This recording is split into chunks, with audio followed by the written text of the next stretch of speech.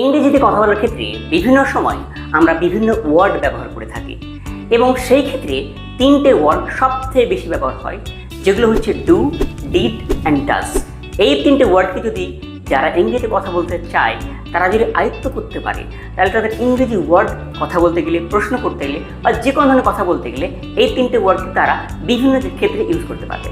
আজকের এই পর্বটা দেখলে তোমরাও যারা ইংরেজিতে কথা বলতে চাইছো, যারা বলে উঠতে পারছো না, তাদের এই ডু, ডিড এবং ডাজ নিয়ে যদি কোনো প্রবলেম থেকে থাকে, আই হোপ আজকের এপিসোড দেখার পরে সেটা পুরোপুরি ক্লিয়ার হয়ে যাবে এবং এই ডু, ডিড, ডাজকে আর কোনোদিন ভয় পাবে না। চলো আজকের এই পর্বে তোমাদের দেখায় ডু, ডিড এবং ডাজটাকে কীভাবে খুব সহজেই বুঝে নিতে পারবে এবং খুব সহজেই বিভিন্ন কনভারসেশনে ইউজও করতে পারবে। So let's go to the board and let us understand how this words makes your sentence more like a native and sound like a professional. এই ডু, ডিড, ডাজকে জানার আগে আমাদেরকে জানতে হবে যে এই ডু, ডাজ এবং ডিড এই তিনটে শব্দ অ্যাকচুয়ালি ব্যবহার হয় কোথায়। প্রথমত, যে কোনো ধরনের প্রশ্ন করতে গেলে তুমি কি এটা জানো, তুমি কি খেয়েছো, তুমি কি জানতে, এই ধরনের প্রশ্ন করতে গেলে আমরা সাধারণত এই ডু, ডাজ এবং ডিড শব্দটাকে ব্যবহার করে থাকি। এই তিনটে শব্দকে ইউজ করেই সাধারণত যে কোনো প্রশ্নগুলোকে, যেগুলো ইনডিফিনিট টেন্সে করা হয়, সেগুলোকে আমরা করে ফেলতে পারি। তারপরে নেগেটিভ অর্থাৎ নাবাচক কোনো বাক্য বলতে গেলেই আমরা এই ডু, ডিড এবং ডাজটাকে ব্যবহার করতে পারি। যেমন আমি জানতাম না, সে জানে না, আমি জানি না, এই ধরনের বাক্যগুলো বলতে গেলেও এই ডু, ডিড এবং ডাজ এই তিনটে ওয়ার্ডকে খুবই ভাইটালি ইউজ করা হয় এবং ওয়াইডলি ইউজ করা হয়। তাহলে এই ওয়ার্ডগুলো ঠিক তুমি জানবে কি করে যে কোনটার পরে কোনটা বসবে? চলো সেটা এবার তোমাদেরকে একটা একটা করে বোর্ডে দেখায় উদাহরণ সহ, যাতে তোমাদের বুঝতে আরও সুবিধা হবে। বোঝানোর সুবিধার্থে এবার আমি বোর্ডে কিছু উদাহরণ লিখে নিয়েছি, সেগুলোর সাহায্যে তোমাদের বোঝানোর চেষ্টা করব যে কোন ক্ষেত্রে এই ডু, ডাজ এবং ডিড ব্যবহার হয়। প্রথম উদাহরণটা লিখেছি, আমি কি ইংরেজি জানি। এটা ইংরেজি করার চেষ্টা করি। Do I know, do I know English. আমি কি ইংরেজি জানি? Question mark. তাহলে এটা প্রশ্ন করার ক্ষেত্রে আমি ডু ব্যবহার করলাম, কিন্তু কীভাবে ব্যবহার করলাম সেটা তোমাকে বোঝাচ্ছি। আগে একটু লিখে নিই, আমি ইংরেজি জানি না, নাবাচক নীতিবাচক শব্দ। তাহলে এখানেও সে এভাবে করবো, I do not know English. আমি ইংরেজি জানি না। 3 নম্বর হচ্ছে, সে কি ইংরেজি জানে। এখানে কিন্তু আমি ডু ব্যবহার করবো না। কেন ব্যবহার করবো না সেটা তোমাদের পরে বোঝাচ্ছি। Does she know English. সে কি ইংরেজি জানে, সে কি ইংরেজি জানে। তারপরের বাক্যটা সেম, নেগেটিভ বাক্য, সে ইংরেজি জানে না। তাহলে এখানেও সেই she does not know English, সে ইংরেজি জানে না। তারপরে চলে আসি, তুমি কি ইংরেজি জানতে, তুমি কি ইংরেজি জানতে। Did you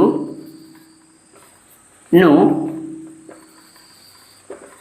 English. তুমি কি ইংরেজি জানতে, তুমি ইংরেজি জানতে না, নাবাচক বাক্য। এখানে এসে আমরা ব্যবহার করব ইউ ডিড নট নো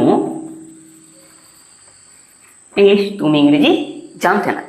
এখন প্রশ্ন হচ্ছে, আমি এই ডু, ডাজ এবং ডিড এই তিনটে ওয়ার্ডকে কীভাবে বুঝলাম আর কীভাবে বা এই তিনটাকে ব্যবহার করলাম। তাহলে প্রথম ক্ষেত্রে হচ্ছে এই ডু, যেখানেই ডু দেখবে, ডু সবসময় আর ডাজ সবসময় প্রেজেন্ট টেন্সকে রিপ্রেজেন্ট করে। বর্তমানকালে কোনো কিছু প্রশ্ন করছো, তুমি কি ইংরেজি জানো, তুমি কি ভাত খেয়েছো, তুমি কি সেখানে গেছো, সে কি স্কুল গিয়েছে, সে কি এটা জানতো, সে কি এটা জানতো না। এই ধরনের বর্তমানকালের পরিপ্রেক্ষিতে কোনো শব্দ, কোনো প্রশ্ন বা কোনো নাবাচক বাক্য ব্যবহার করতে হলে আমরা এই ডাজ এবং ডুকে ব্যবহার করব বর্তমানকালের ক্ষেত্রে। ডিডটা হচ্ছে পাস্ট, অতীতকালে কোনো কাজ হয়েছিল, সে কি ইংরেজি জানতো, এটা অতীতকালের কথা। সে কি সেখানে গিয়েছিল, সে কি এই কাজটা করেছিল, সে কি ওটা করেছিল, এই ছিল অর্থে, অর্থাৎ অতীতকালের কোনো ইনসিডেন্টকে বোঝানোর ক্ষেত্রে আমরা এই ডিড শব্দটাকে ব্যবহার করব। চলো এবার তিনটার বোঝানোর চেষ্টা করি। আমি কি ইংরেজি জানি, do I know English. Do কেন ব্যবহার করলাম? কারণ এখানে আমি, আমার ক্ষেত্রে অর্থাৎ আয়ের পরে সবসময় ডু ব্যবহার হয়। আই ক্ষেত্রে ডু, আই, তারপর যদি বহুবচন হয় তাহলে সেক্ষেত্রে সবসময় ডু। আই আর বহুবচনের ক্ষেত্রে সবসময় ডু। আর যদি সেটা একবচন হয় এবং থার্ড পারসন হয়, যদি একবচন হয় মানে সে, এটা, এইভাবে যদি একবচন হয় তাহলে সেখানে আমরা কি করব, হি বা সি যেহেতু এক বচন, তাহলে এদের ক্ষেত্রে আমরা সবসময় ডাজ ব্যবহার করবো, ডাজ। That's clear. তাহলে আই থাকলে ডু, আর হি সি ইট থাকলে সবসময় আমরা কি ব্যবহার করবো, ডাজ ব্যবহার করবো। তাই দেখো, সে কি ইংরেজি জানে, ডাজ সি। সে যেহেতু থার্ড পার্সন, আমিও না তুমিও না, এক বচন, সেই জন্য আমি ডাজ ব্যবহার করলাম। তাহলে সে থাকলে সবসময় আমরা ডাজ ব্যবহার করবো। আবার এখানে তাই সি আছে, সেই জন্য আমরা ডাজ ব্যবহার করেছি, ডু ব্যবহার করিনি। ডু আর ডাজ দুটোর অর্থ একই, বর্তমানে কোনো কিছু করার বোঝানো। কিন্তু এরা ডাজ কেন ব্যবহার করছে, কারণ এরা third person singular number. He she it মূলত এই তিনটা জিনিসই, বা যে কোনো সিঙ্গুলার নাউন, যে কোনো নাম বোঝালে সেটাও থার্ড পার্সন সিঙ্গুলার নাম্বার বোঝায়। সেক্ষেত্রে আমরা কিন্তু ডু ব্যবহার করবো না, আমরা ব্যবহার করবো ডাজ। তারপর চলে আসি ডিড। ডিড কেন, এখানে জানতে মানে অতীতকালে কোনো কথা না বোঝানো করছে, অতীতকালে কোনো প্রশ্ন করা হচ্ছে, সেই ক্ষেত্রে আমরা ডি ব্যবহার করবো। ডিড ইউ নো ইংলিশ, তুমি কি ইংরেজি জানতে, তুমি ইংরেজি জানতে না। ইউ ডিড নট, জানতে না, অতীতকালের কথা, তাই জন্য আমরা ডিড ব্যবহার করছি, ডিড নট। তাহলে মূলত এই ডু ডিড ডাজটা তিনটে কাজে ব্যবহার হয়। প্রথমত হচ্ছে এই কোনো প্রশ্ন করব, সেই ক্ষেত্রে আমরা এই ডু ডিড ডাজকে ব্যবহার করব। ডু কখন ব্যবহার করব, ডু হচ্ছে শুধুমাত্র আমি বা বহু বচনের ক্ষেত্রে আমরা এই ডুটাকে ব্যবহার করব। ডাজ কখন ব্যবহার করব, যখন এক বচন এবং সেটা কোনো নাম সিঙ্গুলার নাউন হবে, তাহলে সেক্ষেত্রে আমরা কিন্তু এই ডাজটাকে ব্যবহার করব। এবং এই ডিডটা ব্যবহার করব যখন কোনো অতীতের কোনো ইনসিডেন্ট বোঝাবে, সেখানে আমরা কিন্তু এই ডিডটাকে ব্যবহার করে থাকবো। তাহলে এই জিনিসটা তোমরা যদি বুঝে নিতে পারো, তাহলে তোমাদের কাছে এই ডু ডিড ডাজ বিষয়টা এতটা বেশি জটিল হবে না। তোমরা বিষয়টাকে খুব ইজিলি এবং খুবই লুসিড ম্যানারেই কিন্তু ব্যবহার করতে পারবে। আই হোপ এই ভিডিওটা তোমাদের কাছে ভালো লেগেছে। যদি ভালো লাগে এবং যদি জানতে পারো কোনো কিছু, please let me know in the comment section below.